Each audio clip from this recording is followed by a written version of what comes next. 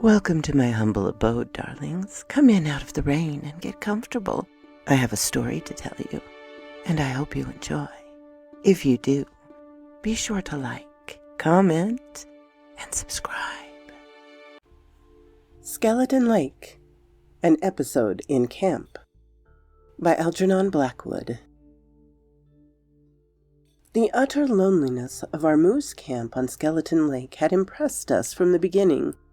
In the Quebec backwoods, 5 days by trail and canoe from the civilization, and perhaps the singular name contributed a little to the sensation of eeriness that made itself felt in the camp circle when once the sun was down and the late October mists began to rise from the lake and winding their way in among the tree trunks.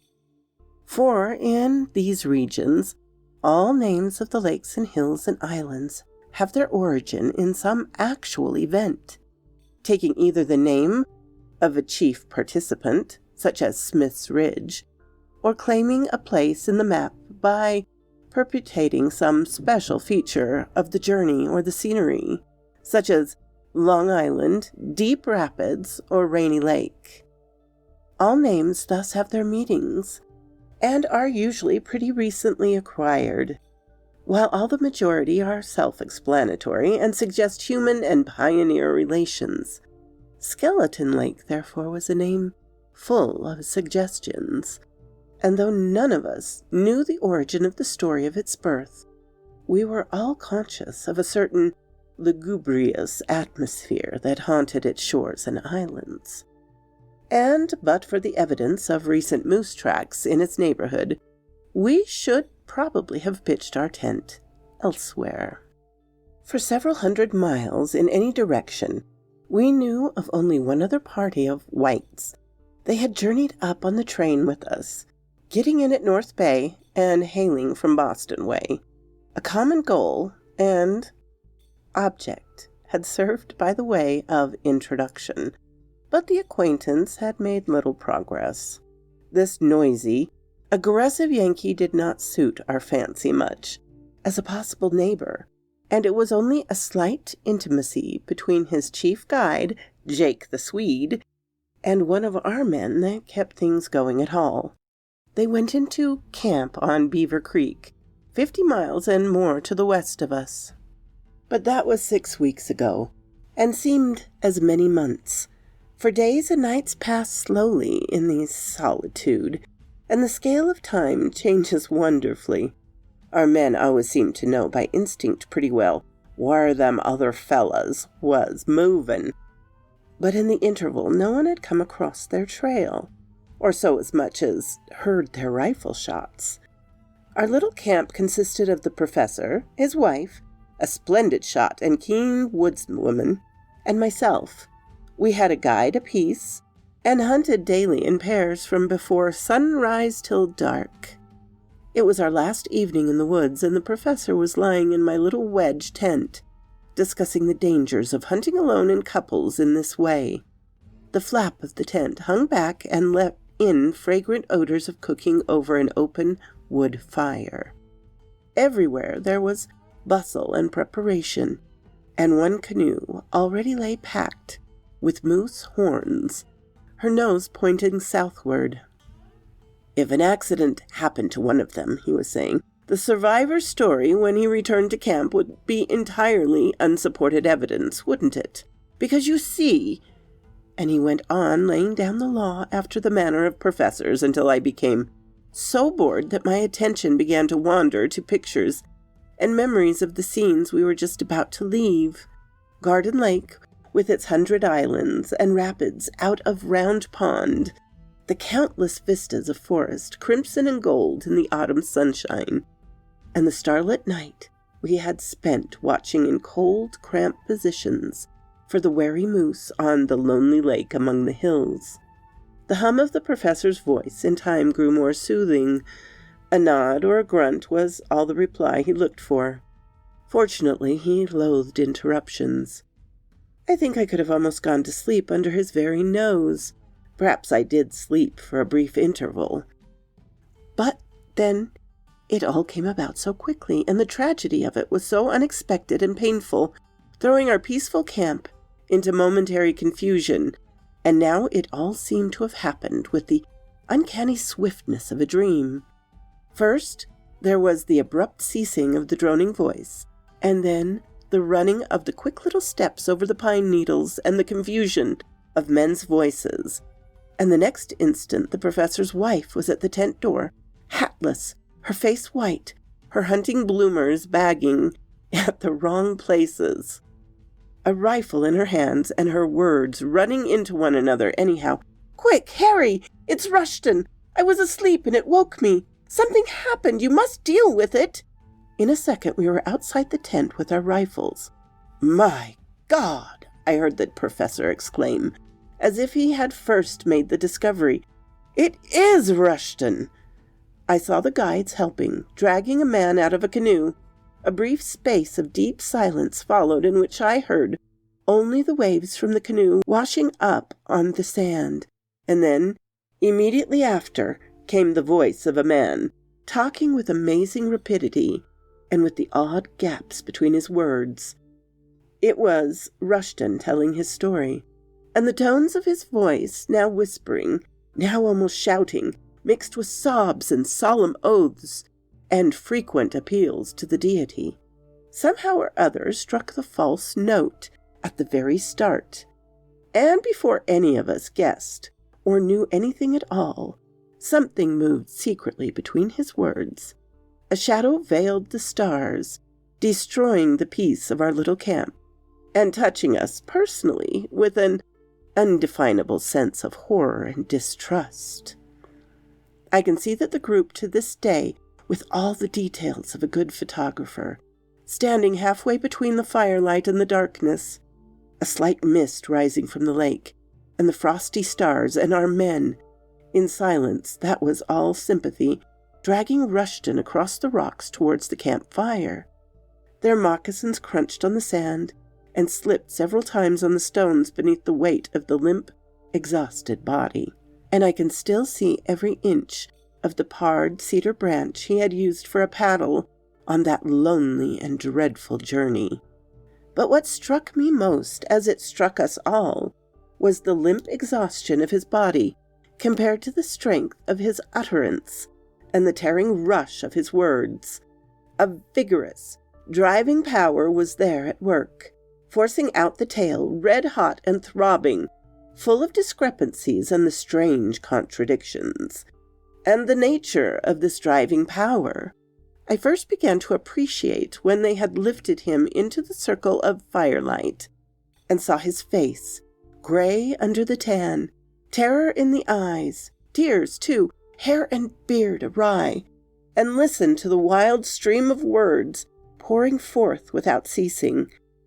I think we all understood then, but it was only after many years that anyone dared to confess what he thought.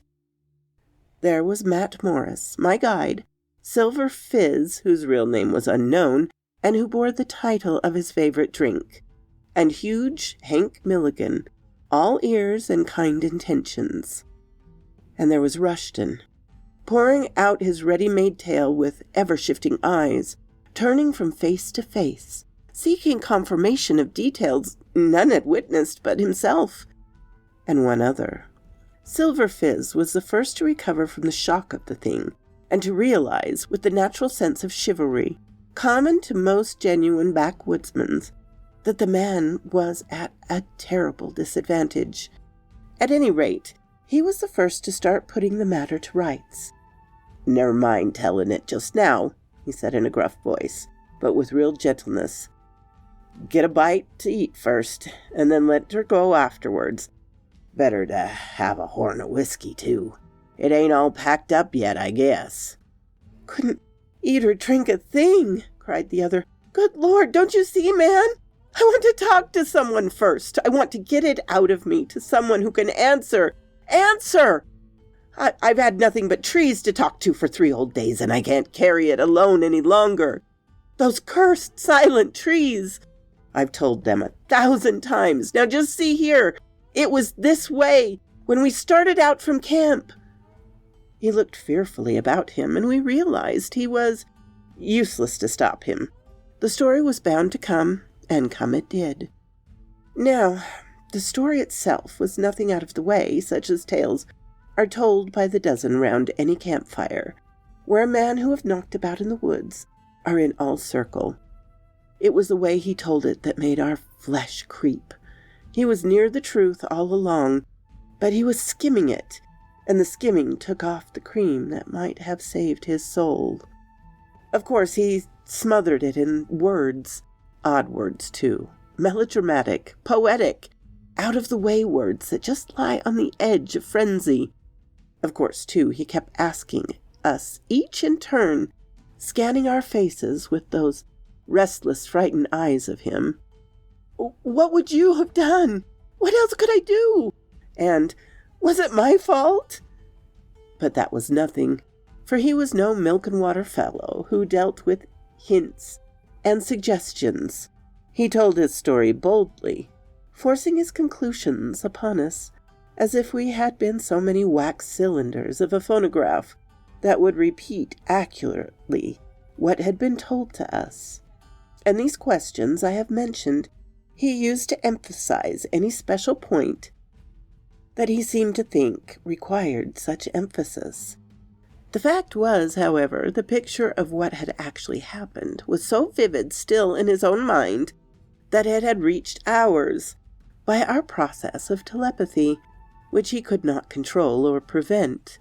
All through his true-false words, this picture stood forth in fearful detail against the shadows behind him.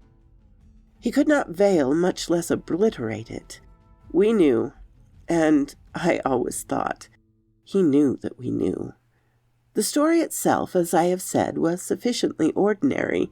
Jake and himself in a 9-foot canoe had upset in the middle of a lake, and had held hands across the upturned craft for several hours, eventually cutting holes in her ribs to stick their arms through and grasp hands, lest the numbness of the cold water should overcome them.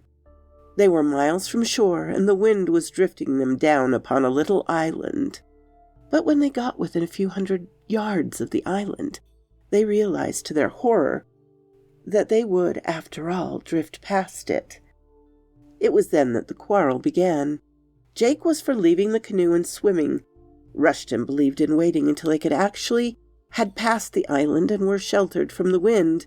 Then they could make the island easily by swimming, canoe and all. But Jake refused to give in, and after a short struggle, Rushton admitted that there was a struggle, got free from the canoe, and disappeared without a single cry. Rushton held on and proved the correctness of his theory, and finally made the island. The canoe and all, after being in the water over 5 hours, he described to us how he crawled up on the shore and fainted at once, with his feet lying half in the water, and how lost and terrified he felt upon regaining consciousness in the dark, how the canoe had drifted away, and his extraordinary luck in finding it caught against at the end of the island by a projecting cedar branch. He told us that the little axe, another bit of real luck, had caught in the thwart when the canoe turned over, and how the little bottle in his pocket, holding the emergency matches, was whole and dry. He made a blazing fire and searched the island from end to end, calling upon Jake in the darkness, but getting no answer, till finally so many half-drowned men seemed to come crawling out of the water onto the rocks and vanish among the shadows when he came up with them, that he lost his nerve completely and returned to lie down by the fire until daylight came.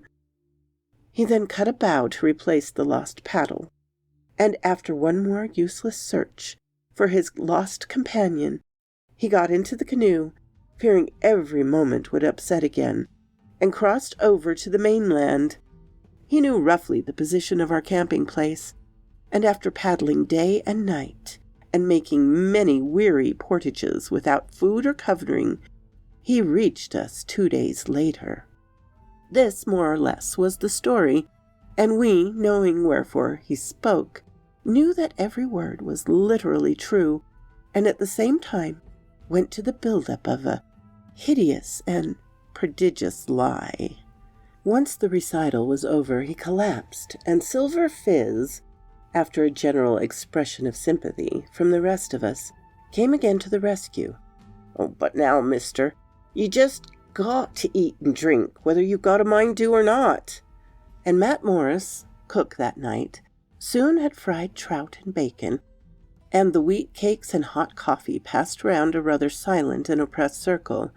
We ate around the fire, ravenous, as we had eaten every other night for the past 6 weeks, but with this difference, that there was one among us who was more than ravenous, and he gorged. In spite of all our devices, he somehow kept himself to the center of observation. When his tin mug was empty, Morris instantly passed the tea pail, and when he began to mop up the bacon grease with the dough on his fork, Hank reached out for the frying pan, and the can of steaming boiled potatoes was always by his side. And there was another difference as well. He was sick, terribly sick, before the meal was over, and this sudden nausea after food was more eloquent than words of what the man had passed through on his dreadful, foodless, ghost-hunted journey of 40 miles to our camp. In the darkness he thought he would go crazy, he said. There were voices in the trees, and figures were always lifting themselves out of the water, or from behind boulders to look at him and make awful signs. Jake constantly peered at him through the underbrush, and everywhere the shadows were moving with eyes, footsteps, and following shapes. We tried hard to talk of other things, but it was no use, for he was bursting with the rehearsal of his story, and refused to allow himself the chance we were so willing and anxious to grant him. After a good night's rest, he might have had more self-control and better judgment, and would probably have acted differently. But as it was, we found it impossible to help him. Once the pipes were lit and the dishes cleared away, it was useless to pretend any longer. The sparks from the burning logs zigzagged upward into a sky brilliant with stars. It was all wonderful, still, and peaceful, and the forest odors floated to us on the sharp autumn air. The cedar fire smelt sweet, and we could just hear the gentle wash of tiny waves along the shore. All was calm, beautiful, and remote from the world of men and passion. It was indeed a night to touch the soul, and yet, I think, none of us heeded these things. A bull moose might have almost have thrust his great head over our shoulder and have escaped notice. The death of Jake the Swede, with its sinister setting, was a real presence that held the center of the stage and compelled attention. "You won't perhaps care to come along, mister?" said Morris, by way of a beginning, "but I guess I'll go with one of the boys here and have a hunt for it." "Sure," said Hank. "Jake and I done some biggish trips together in the old days, and I'll do that much for 'em. It's deep water, they tell me, round them islands," added Silver Fizz. "But we'll find it, sure, Pop, if that's there." They all spoke of the body as it. There was a minute or two of heavy silence, then the Rushton again burst out with his story in almost identical words he had used before. It was almost as if he had learned it by heart. He wholly failed to appreciate the efforts of the others to let him off. Silverfish rushed in, hoping to stop him. Morris and Hank closely followed his lead. "I once knew another traveling partner of his," he began quickly. "Used to live down Moose Jaw Rapids way, I think." "Is that so?" said Hank. "Kind of useful sort of fella," chimed in Morris. All the ideas the men had was to stop the tongue-wagging before the discrepancies became so glaring that we should be forced to take notice of them and ask questions. But just as well try to stop an angry bull moose on the run or prevent Beaver Creek from freezing in midwinter by throwing in pebbles near the shore. Out it came, and through the discrepancies this time was insignificant. It somehow brought us all in a second face to face with the inevitable and dreaded climax. "So I tramped all over that little bit of island, hoping he might somehow have gotten in without my knowing it. and I was thinking that I heard that awful last cry of his in the darkness, and then the night dropped down impenetrably like a damn thick blanket out of the sky, and all eyes fell away from his face. Hank poked up the logs with his boot, and Morris seized an ember in his bare fingers to light his pipe, although it was already emitting clouds of smoke. But the professor caught the ball flying. "I thought you said he sank without a cry," he remarked quietly, looking straight up into the frightened face opposite, and then riddling mercilessly the confused explanation that followed. The cumulative effect of all of these forces, hitherto so vigorously repressed, now made itself felt, and the circle spontaneously broke up, everybody moving at once by a common instinct. The professor's wife left the party abruptly, with excuses about an early start the next morning. She first shook hands with Rushton, mumbling something about his comfort in the night. The question of his comfort, however, devolved by force of circumstances upon myself, and he shared my tent. Just before wrapping up in my doubled blankets for the night was bitterly cold, he turned and began to explain that he had a habit of talking in his sleep and hoped I would wake him if he disturbed me by doing so. Well, he did talk in his sleep, and it disturbed me very much indeed. The anger and violence in his words remained with me to this day, and it was clear in a minute that he was living over again some portion of the scene upon the lake. I listened, horror-struck for a moment or two, and then understood. I was face to face with one of two alternatives. I must continue an unwilling eavesdropper, or I must wake him. The former was impossible for me, yet I shrank from the latter with the greatest repugnance, and in my dilemma I saw the only way out of the difficulty, and at once accepted it. Cold though it was, I crawled stealthily out of my warm sleeping bag and left the tent, intending to keep the old fire alight under the stars and spend the remaining hours until daylight in the open. As soon as I was out of notice at one of another figure moved silently along the shore. It was Hank Milligan, and it was plain enough what he was doing. He was examining the holes that had been cut in the upper ribs of the canoe. He looked half ashamed when I came up with him, and mumbled something about not being able to sleep for the cold. But there, standing together beside the overturned canoe, we both saw that the holes were far too small for a man's hand and arm, and could not possibly have been cut by two men hanging on for their lives in deep water. Those holes had been made afterwards. Hank said nothing to me, and I said nothing to Hank, and presently he moved off to collect logs for the fire, which we needed replenishing, for it was piercingly cold night, and there were many degrees of frost. 3 days later, Hank and Silverfizz followed with stumbling footsteps the old Indian trail that leads from Beaver Creek to the southwards. A hammock was slung between them, and it weighed heavily. Yet neither of the men complained, and indeed speech between them was almost nothing. Their thoughts, however, were exceedingly busy, and the terrible secret of the woods which formed their burden weighed far more heavily than the uncouth, shifting mass that lay in the swinging hammock and tugged so severely at their shoulders. They had found it in 4 feet of water, not more than a couple of yards from the lee shore of the island, and in the back of the head was a long, terrible wound, which no man could possibly have inflicted upon himself. So quoth this raven. Now, my darlings, I had started another one, and when I had started this other Algernon Blackwood story, I sounded so familiar, and I realized that I had read it 5 years ago. And so I checked this one, and it sounds familiar, but I can't find it on my channel, so if it's a repeat, I am sorry. We have almost 1,000 videos now. We are really closing in on it, which is a crazy, crazy thought. Anyway, I hope you enjoy, and I hope 2023 is going much more smoothly for you than the last few years have been for all of us.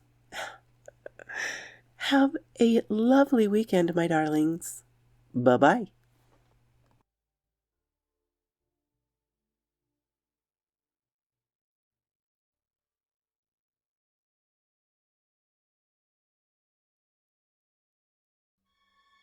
Thank you for stopping by, my darlings. It means so much.